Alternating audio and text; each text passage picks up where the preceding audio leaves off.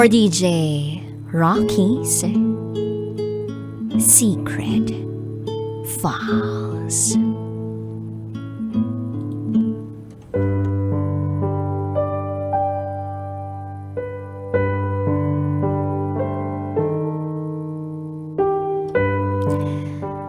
Para hindi masira ang reputasyon niya, ikakasal siya sa lalaking kinamumuhian niya.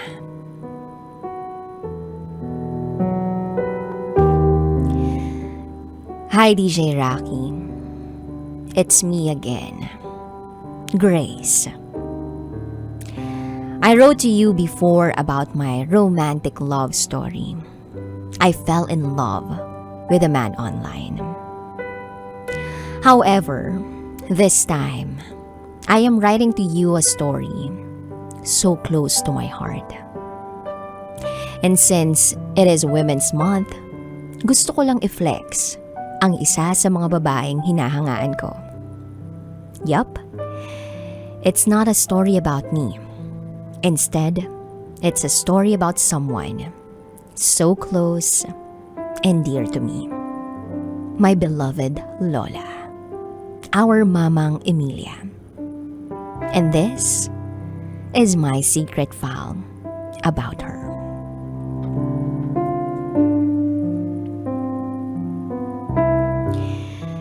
Si Mamang ay nanay ni mommy ko. Bata pa lang kami, siya na ang isa sa mga nagpalaki sa amin. Kahit nagkaroon kami ng mga yaya at katulong, hands-on si Mamang sa amin. Dahil ang mom and dad namin, busy working sa offices nila. Lumaki ako na si Mamang ang itinuturing naming mommy. Kasi mas close kami sa kanya. 4 kaming magkakapatid at ako ang bunso. Actually, hindi lang kami ang mga inaalagaan niya. Pati na rin ang ibang pinsan namin na lumaki sa poder nila ni Papang, ang lolo namin. Bukod sa masarap magluto, si Mamang din ang lagi kong nilalambing para mag-hairdo sa akin. Hilig ko talaga ang ponytail ala Baby Spice Girl noon. Yung tipong pampakyut ko kay crush at pang popular hairstyle sa school. Basta during school days, kahit may katulong sa bahay, automatic na pumupunta si Mamang sa bahay namin para alagaan kaming mga apo niya. At siya rin ang naghahanda ng pagkain namin sa tanghalian. After niya magluto, diretso sa harapan ng TV si Mamang at papanoorin niya ang idolo niyang si Kuya Will sa mga noontime show noon. Mahilig din si Mamang magkwento sa amin tungkol sa childhood stories niya. Pero nung nakapagtapos na ako ng high school, tsaka ako na-curious tungkol sa love life niya. May pangyayari kasi nung ilang taon na nakalipas na yun ang pumukaw sa isipan ko. Grade 2 ako noon. At isang araw habang nasa bahay kaming magkakapatid at magpipinsan, after ng morning class namin sa school, kumakain kami ng tanghalian.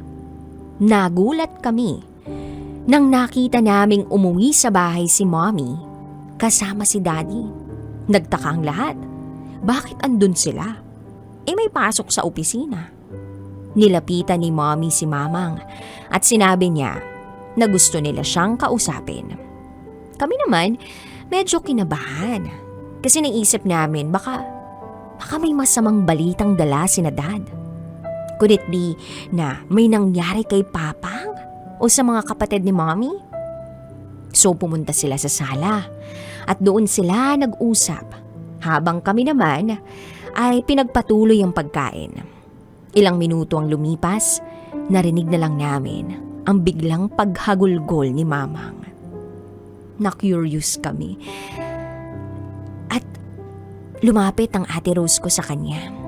Niyakap ito para patahanin. Hindi ko naintindihan yung nangyari. Usapang matanda kasi yun, kaya bawal makiusyoso ang mga bata. Then nung gabing yun, kinausap kaming 4 ng mga magulang namin na wag na raw naming sabihin kay Papang ang nangyari nung araw na yun. Wala akong idea kung ano ang pinag-usapan. Pero sina ate at kuya, meron. Hindi rin ako sinasagot ng mga ate ko. Sabi pa nila, mas mabuti nang hindi ko to malaman. Lumipas ang ilang taon at nawala sa isip ko ang pangyayaring yun. Hanggang sa nabiyuda si Mamang at siya tumira sa amin. Dito ko nalaman ang buong katotohanan. That time, nursing student ako. Inaayos namin ang mga damit niya sa kwarto niya. Pabiro ko siyang tinanong tungkol sa love life niya. Of course, alam ko naman ang love story nila ni Papang. Pero na-curious ako kung meron bang iba bago niya nakilala si Papang. 17 kasi si Mamang nung pinakasalan niya si Papang ng isang sundalo at 23 years old ito. Natahimik si Mamang ng ilang segundo at maya-maya pa ay napabuntong hininga. Sabi niya pa sa akin, "Oo ga, si Pinky, si Sergeant Pinky." Napakunot noo ako. Sino si Sergeant Pinky? At nagsimula na magkwento si Mamang. 12 years old si Mamang noon sa Bicol at nag-aaral ng first year high school kung saan ang ama niya ay principal sa school. Nung biglang nadistino ito sa ibang lugar para maging principal sa isang paaralan sa Tawi-Tawi. Dala ang buong pamilya, napilitan sina Mamang na sumama sa ama nila at doon na sa Tawi-Tawi ipagpatuloy ang kanilang pag-aaral. Noong mga panahong yun, may mga Amerikanong sundalo sa iba't ibang bahagi ng Pilipinas. Tumulong sila sa atin sa giyera upang labanan ng mga Hapon noong panahong World War II. Kilala ang Tawi-Tawi noon sa isa raw sa mga lugar na may malaking kampo ang mga Amerikano. Kapag wala silang pasok, sumasama sina Mamang sa mga educational services at recreational activities na offer ng mga sundarong Amerikano sa mga kabataan. Halos 5 taon daw si Mamang nakikisali sa mga pakulong yun. Dahil libre to at talagang maraming matututunan. Kaya marami rin sa kanila ang natutong makipag-usap ng Ingles at naging makabago. Ika nga, pati ang pananamit nila naging modern na rin.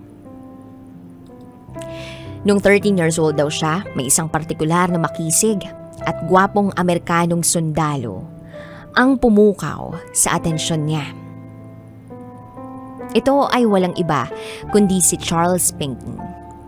Kahit 18 years old pa lang to, kahanga-hanga raw talaga kasi likas na matalino at mabait pa. Sabi nga ni Mamang sa akin, ang pogi raw talaga nito. Syempre dahil bata pa lang siya, kinimkim niya ang paghanga niya kay Charles. At hindi niya sinabi kanino man na may gusto siya rito. Hindi alam ni Mamang na si Charles pala ay umiibig din sa kanya ng mga panahong yun. At dahil sa 13 pa lang siya, hindi siya nito niligawan. Pero kinaibigan lang siya. At kinaibigan ang buong pamilya niya. Then lumipas ang 3 taon at ang 3 nakakatandang kapatid na babae ni Mamang ay nakapag-asawa ng mga Amerikanong sundalo. Si Mamang lang ang hindi pa nakapag-asawa dahil siya ang bunso sa mga babae. Sila naman ni Charles ay mas naging malapit na magkaibigan. Minsan may sayawan sa bayan, niyayaya siya nitong sumama. Humingi muna to ng pahintulot sa kanyang ama at tuwang-tuwa namang pumayag to. Syempre pa at hindi mag-isa si Mamang. Kasama niya ang mga kapatid niyang dumalo sa sayawang yon. Nung gabing yon, sabi niya pa sa akin, mas lalo raw niyang nakita nang malapitan si Charles nung niyaya siya nitong sumayaw. Kinakabahan man, pilit daw niyang kinakalma ang puso niya dahil sobrang bilis daw ng tibok ng puso niya. Ang bango at ang gwapo raw talaga nito. Bukod pa sa maginoo. So habang sumasayaw, tinanong daw siya ni Charles, "Are you happy?" Tumango si Mamang. "Are you happy with me, Emilia?" Kinakabahang tanong nito muli sa kanya. Yes, ang sagot ni Mamang. Huminga daw to ng malalim at sinabing, "It will be my pleasure if you will give me the honor to make you my bride in the future. I do not want to rush you into marriage because I know you want to be a teacher like your father. But I can wait. I will wait for you, Emilia. I will wait until you are ready." Grabe, speechless raw si Mamang nung narinig niya yun. Gusto siyang pakasalan ni Charles. Totoo ba to? Maluha-luhang ngiti at tango lamang ang tanging nasagot niya kay Charles at ipinagpatuloy na nila ang pagsasayaw. Habang nakikinig ako sa kwento ni Mamang, grabe, nararamdaman ko yung kilig. Simpleng conversation lang yun pero punong-puno ng emosyon. Damang-dama ko yung longing sa boses ni Mamang. Longingness with a pang of loneliness. Nung hinatid na sila ni Charles at ng mga kasamahan nito sa bahay nila, humingi ito ng permiso sa mga kuya niya na kung pwede ba raw makausap siya nito ng masinsinan. Pumayag naman sila at iniwan sila ng mga to sa may balkonahe. Maliwanag raw ang buwan at kumikislap ang mga bituin ng gabing yun. Naaninag niya raw ang nakangiting mukha ni Charles nang may dinukot ito sa bulsa. Isang puting panyo na may nakaburdang CP at may kalakip ding mga sobre to. "Please read these every time you think of me," sabi ni Charles. "Where are you going?" Nabigla at naiyak na tanong ni Mama. "I will be stationed in Manila soon and I will be leaving the day after tomorrow. But I promise you, I will write to you and I will come back for you. I will marry you, Emilia, because I love you." Sabi nito sa kanya. Gustong-gusto niya raw yakapin ng mahigpit si Charles at alam niya rin gusto rin itong gawin nun sa kanya. Pero nagpigil to bilang respeto sa kanya at sa mga magulang niya. Hinawakan nito ang kamay niya nang napakasaglit nung inabot nito ang panyo at mga sulat sa kanya. Nagpaalam na to at kahit naiiyak man, ay hinitid niya ito ng tingin hanggang sa mawala na to sa kanyang paningin at nilamon na ito ng kadiliman ng gabi. Ilang buwan ang nakalipas at halos linggo-linggo, may telegramang natatanggap si Mamang galing kay Charles. Nagpapadala rin ng sulat ito ng pasikreto. Tanging ang kapatid niyang si Junior lamang ang nakakaalam na nagpapadala siya ng sulat kay Charles dahil ito ang naguhulog ng sulat sa kanya sa post office sa kampo ng mga Amerikanong sundalo. Lumipas ang ilang buwan, bigla na lamang na wala nang natatanggap na sulat si Mamang galing kay Charles. Nalungkot man siya, patuloy pa rin siya nagpapadala ng sulat dito. Alam niyang paninindigan ni Charles ang pangako nito sa kanya at pinangahawakan niyang sinabi nitong babalikan siya nito at pakakasalan. So sa gitna ng pagdadalamhati at pag-aalala, may napansin si Mamang na laging bumibisita sa mga magulang niyang isang sundalong Pinoy. Si Jay, matagal niya na tong masugid na manliligaw. Hindi niya raw ito pinapansin dahil may pagka-strikto ang mukha at hindi pa lang ngiti. Gwapo rin naman pero hindi niya gusto. Kaya iniwasan niya ito kapag nakikita niya. Nung gabing yun, sinabihan siya ng mama niya na gusto siyang pakasalan ni Jay. Umayaw si Mamang kasi syempre may mahal siyang iba eh. Hindi rin sang-ayon ay ang ama ni Mamang dahil hindi rin ito gusto si Jay. May pagkabrusko raw kasi ang ugali. Nagalit ang mama niya at sinabihan sila na hindi ito papayag na mag-aasawa ng Amerikanong si Mamang. Mamamatay daw ito kapag umalis ng Pilipinas si Mamang. So nagulat si Mamang. Kasi syempre, hindi nalingid sa kaalaman ng buong pamilya na meron naman siyang talagang iniibig. Sabi pa ng mama niya, dahil raw ayaw nito na mawala ang lahat ng mga anak niyang babae sa Pilipinas at mag-migrate sa Amerika. Sino ba raw ang mag-aalaga sa kanila kapag tumanda na sila? At saka, kinalimutan na raw siya ni Charles dahil hindi na siya nito kinukumusta at sinusulatan. Pagkarinig nun ni Mamang, nalungkot daw siya at natahimik na lamang. Noong mga panahong yun, hindi pwedeng sagutin at maging pasaway ang mga anak sa mga magulang.